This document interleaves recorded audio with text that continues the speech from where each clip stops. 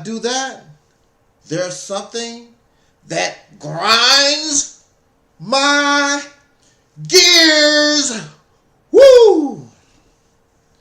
What is it that you want to rant about today, my brother? Is something making you very angry, my brother? Because something is grinding my gears. What grinds my gears is when we put our opinion or our belief or whatever it is, our face, whatever we put out on social media, in the public,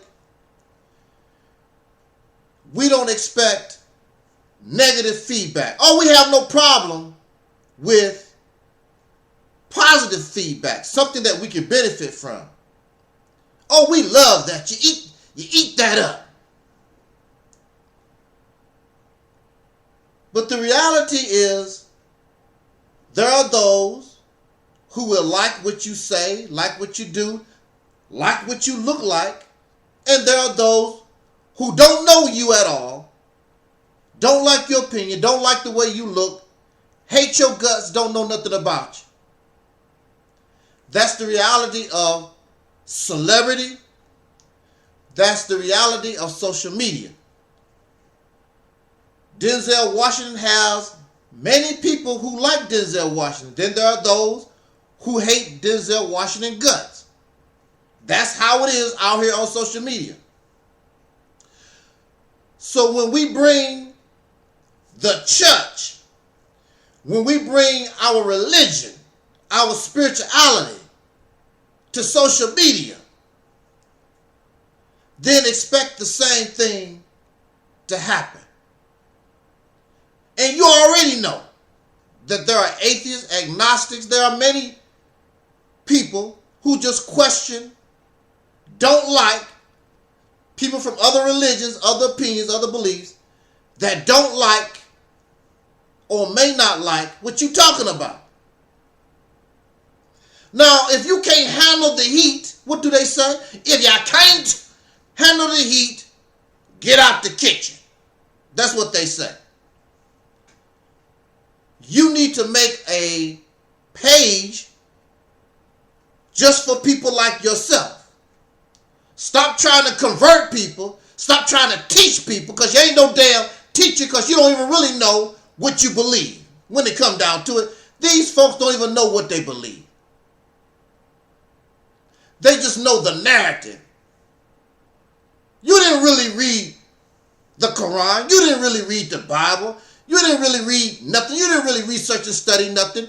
You just read enough, studied enough to satisfy this narrative, this agenda that you want to promote, this narrative that you want to sell. You have not really studied anything. Because if you really studied, if you really thoroughly examined these beliefs, there's a reason why they're called beliefs. You will see the nonsense. You will see the contradiction. You will see that it's not logical. You see that it has no reason in it. It's nonsensical. You will see all those things, but you don't see it because that's not your brain. You have enslaved your brain. You force your brain to believe in nonsense.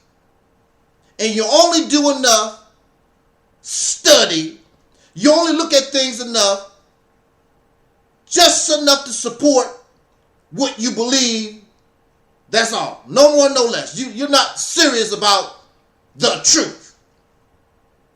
You're not serious about the truth. Only promoting what you believe. Again, if you cannot handle the heat, get out the kitchen. I've been here on YouTube since 2007. I've been able to handle the heat, not only from those who watch videos, but from Google or Facebook itself. I really haven't had a lot of trouble out of Facebook, but Google has terminated over 100 of my channels. Google, $1 billion corporation, take upon itself to harass and stalk and mess with somebody that only get 10 views.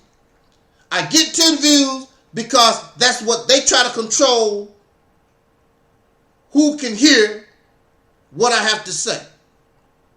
A nobody with 10 subscribers and 10 views. If you was really thinking, you would wonder, why would a $1 billion corporation like Google be interested in what I have to say? Then, of course, hate speech and all this other nonsense. We went to court with Google. They could not show a court hate speech and all this other nonsense that they accuse to justify terminating your channel. I don't violate nothing. I just speak my opinion.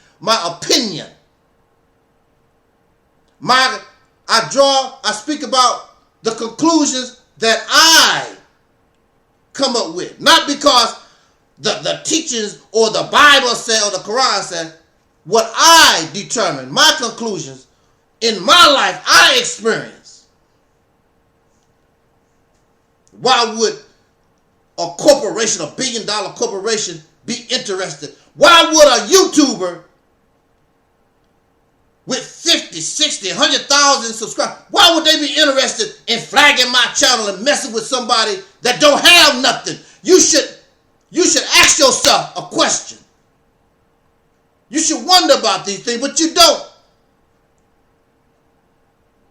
Because you don't think at all. A community of non-thinkers. What grinds my gears? Brother, what is really grinding your gears? We want to talk about what's grinding my gears right now. What's getting to me right now is when people say, stop attacking my religion. I'm attacking somebody's religion. So if that's your religion, that means you own it some kind of way. I've been trying to think of a simple analogy, and this is the best I could come up with. I think it proves my point. You go to McDonald's and get a hamburger. Extra cheese. Extra tomato, please. Whatever. Oh, that's Burger King. Have it my way. Okay. And somebody put their hand on your hamburger. Hey, don't put your hand on my hamburger. It is your hamburger. But you're not Burger King. You bought a product and got a product from somebody else. You wasn't in your kitchen and put the hamburger together and the egg and the onions and the green peppers or whatever that you put in your hamburger, and you didn't bake the bun and it didn't come out your oven. You went to Burger King and got you a Whopper. Don't put your hands on my Whopper, bro. You need to go on with that. That is your hamburger, but you're not Burger King. And you do have the right to talk about or tell somebody, don't put your hands on my hamburger. But you don't own Burger King. You don't own the corporation Burger King.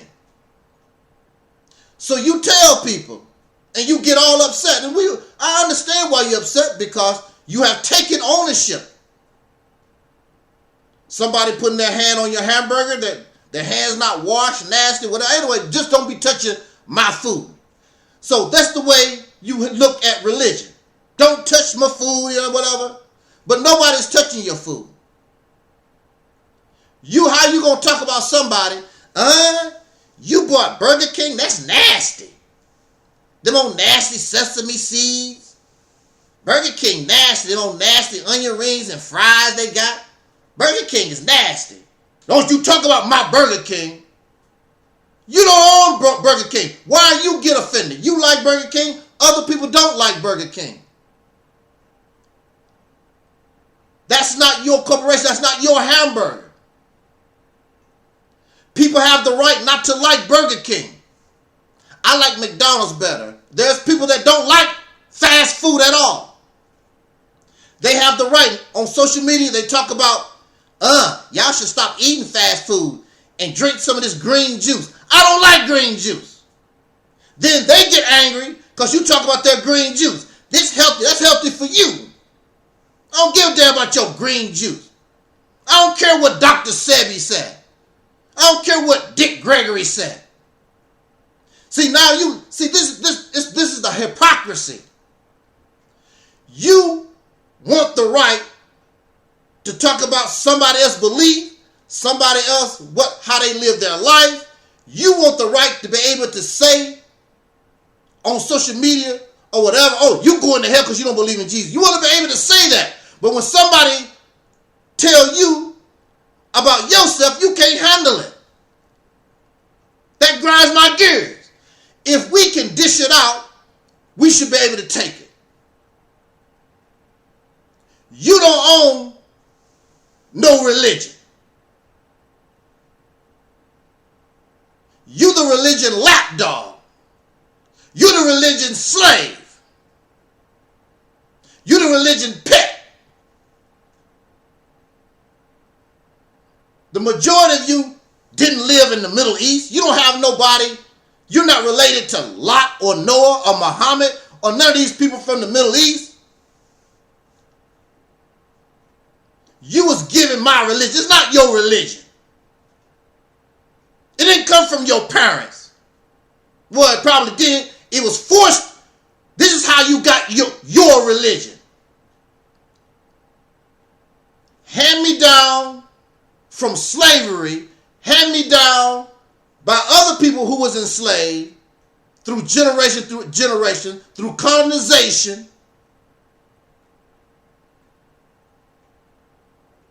That's how you got it. From the oppressor, or somebody somewhere sold it to you. It's not even theirs.